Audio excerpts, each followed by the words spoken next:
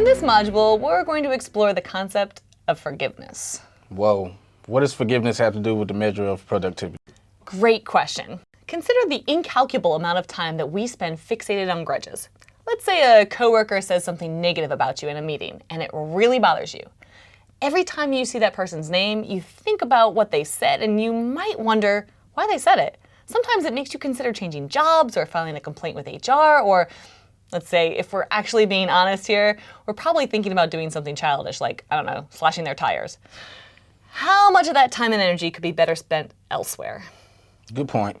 So I have some people I have to forgive. Yeah, I think all of us do, right? At some point in time in our lives, we've all carried with us a vendetta against someone who we feel has done us wrong. We spend hours in our heads replaying the incident, turning it over and over again. We waste energy focused on all the negativity associated with the transgression.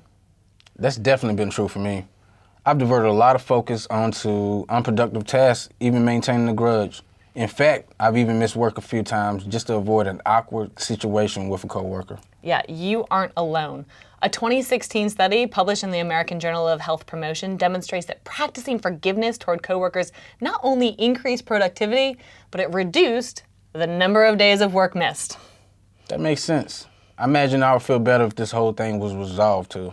Yeah, you wouldn't just feel better, you'd actually be healthier. There are several studies that find interpersonal forgiveness is associated with fewer mental and physical health problems. So reduces your stress and your blood pressure. It even increases your physical fitness. So I have a question for you. What is the big issue with this colleague anyway? I mean, it sounds little, but it really bugs me. We have shared food in the break room, okay? This guy always seems to snag the last donut or cookie before I can get mine. Yeah, it sounds like he actually might be doing you a favor. It can be useful to reframe the experience by finding some silver lining or assuming positive intent. Doing that, you will actually prevent yourself from ever needing to forgive the person in the first place. So for your example, thank goodness we'll call him Joe, keeps taking that last donut. It saves you from ingesting all of those unhealthy calories. Okay, but sure, it's more than that. I mean, he also takes the credit for my ideas in front of the boss. Ooh. Yeah, have you ever considered that he's not intending to do that on purpose? Why not approach him, assume positive intent, and clear the air right away? It may be that he didn't realize his language was hurting you, and might even prevent future incidences, which would save you even more time. I suppose that's possible. If nothing else, I see the benefits of taking a deep breath and letting go. I'm not actually being hurt by his behaviors. More than likely, it's my own ability not to live up to my own expectation that eats me up. Yeah, that is a powerful insight. Often the person we want to blame isn't external. We can be our own worst productivity enemies, and this calls for intra-personal forgiveness. All right, question for you. Have you ever been on a diet? Not that you need to. Who hasn't? Okay, right. So remember that moment when it failed? When you were under stress and we'll say Joe didn't eat the last donut that day? Yeah. So how much time and energy did you spend beating yourself up rather than just getting right back on track?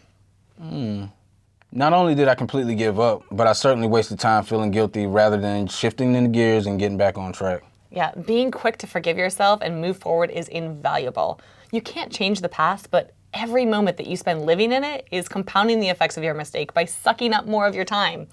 Have a short memory for your mistakes. One of the best reframing experiments you can do for yourself is to try treating yourself like your best friend. So what does it look like when your best friend makes a mistake? Do you continually bring it up? No way. That's why we're still friends. Exactly. Even our best friends make mistakes, but we don't sit there hounding them about their errors the way we do ourselves. So treat yourself kindly. Reframe your mistake as a way to learn and move forward. Forgiveness might very well be the most powerful personal productivity tool that we have. Don't overlook it.